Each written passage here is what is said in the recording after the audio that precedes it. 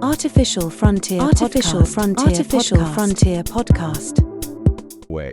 History, science, and some really out there stuff about sound. Yeah, it's a wild ride, isn't it? Totally.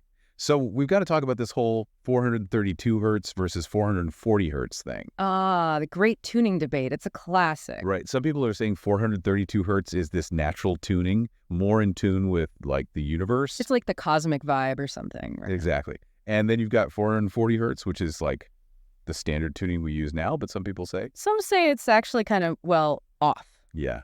Like it's messing with our vibe. Messing with our vibes, making us less harmonious. I mean, that's the theory. Exactly. So what's the deal? Give us the lowdown. Okay, so 440 hertz, it's the standard tuning for music, at least in most of the Western world. But it wasn't always this way. Oh, really? So how did it become the standard? Well, for a long time, there wasn't one standard. Like every country was doing its own thing. That's wild. So when did things change? It was a gradual shift. Orchestras got bigger, instruments became more standardized, and they needed everyone on the same page, literally. Makes sense. But it makes you wonder, did we lose something by going with just one standard tuning? Right. Like, what about all those other frequencies and their potential effects?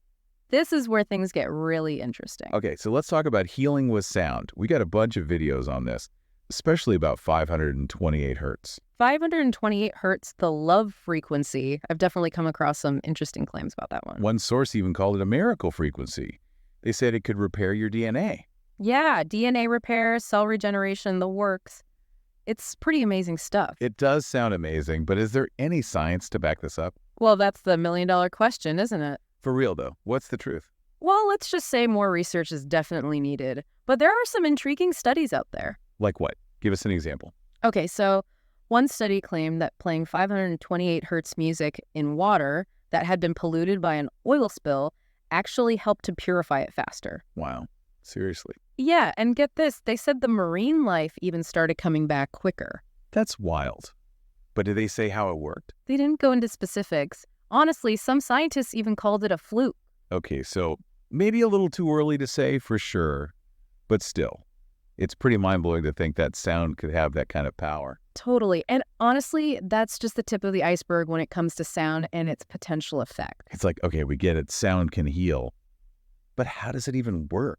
Right, it's not like magic or anything. Yeah, there's got to be a scientific explanation. There is. A lot of it has to do with how our brains process sound, even when we're not consciously aware of it. Okay, so like subliminal messaging. Exactly. Our subconscious minds are picking up on way more than we realize, and sound is a super powerful tool for tapping into that. That's kind of freaky when you think about it. A little bit, yeah. But it can also be used for good, too. Like in therapy, for example. There are all sorts of techniques that use sound to help people overcome trauma or reduce anxiety. Oh, I didn't know that. See, I'm already learning new stuff. One thing that tripped me out was that video about the mother rabbit. Oh, yeah.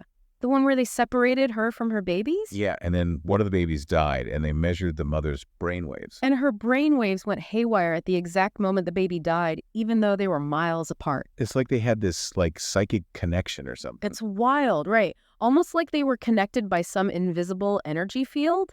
And some people believe that this energy field is actually made up of, you guessed it, sound frequencies. Whoa. So you're saying, like, we're all connected by sound. It's a mind-blowing concept, but think about it. Everything in the universe vibrates at a certain frequency, right? Okay, yeah, I remember that from science class. Everything is energy and vibration and stuff. Exactly. So it's not that far-fetched to think that those vibrations could be a form of communication. You know, one of the videos you sent talked about cymatics, which is basically like this study of sound made visible. Oh, yeah, cymatics. It's seriously trippy stuff. They had this one experiment where they put sand on a metal plate and then played different frequencies through it. And the sand would form these crazy geometric patterns. Yes. Depending on the frequency, they would get these intricate shapes. Some even looked like, I don't know, like ancient symbols or something. It's like magic, but it's actually just physics in action. And then they showed these other patterns that looked like microscopic organisms. It really makes you wonder if sound played a role in the creation of life itself. Like maybe the universe was singing everything into existence. Whoa. That's deep, man. It is. And speaking of amazing things, did you see that video about Daniel Kish, the blind guy who uses echolocation to see? Oh, yeah. He's incredible. He clicks with his tongue and then he can like map out his surroundings. He can ride a bike, for crying out loud. Yeah. It just goes to show you how adaptable the human brain is. It really is remarkable. So we've got sound that can heal, sound that can connect us over long distances, and sound that can even help us see. And those are just the things we know about. Imagine what else is out there waiting to be discovered. It's like we're just scratching the surface. Yeah, there's so much more to learn. And one thing that keeps popping up is this idea of intention. Oh, you mean like the power of our thoughts? Exactly. Like if you're trying to use sound to heal yourself, your intention behind it plays a huge role. Okay, that makes sense. But how does that work, like scientifically? Well, that's where things get a little fuzzy. Some people believe that our thoughts actually emit frequencies, just like sound. Wait, seriously, our thoughts have like a frequency? That's the idea. It's like we're constantly broadcasting our thoughts and emotions out into the world, creating these energetic ripples. Whoa, that is trippy. So you're saying that if we could somehow control our thoughts, we could actually influence reality with our minds? It's a mind-blowing concept, right? And it ties into all sorts of other fascinating ideas like the law of attraction and the power of manifestation. Okay, now this is getting really interesting.